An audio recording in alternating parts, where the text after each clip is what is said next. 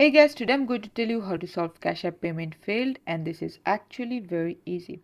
First of all, you need to make sure you head over to Google Play Store or like App Store and then search for Cash App and then tap on Cash App. For me it's not available, but let's say this is Cash App, so you have to make sure that the app is updated. So if it's not, it will say update, so you're going to click on update and then update the Cash App.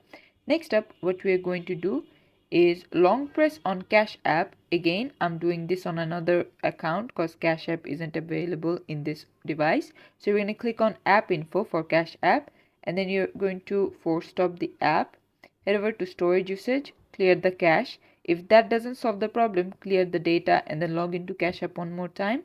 What else you can do is use maybe your mobile data if you're on Wi-Fi, or if you're on mobile data then try switching to Wi-Fi if that works. And if none of that works, what you can do is check if the Cash App server is on or off, because a lot of times the server is down so they cannot send any payments, so it's not your fault, it's the server.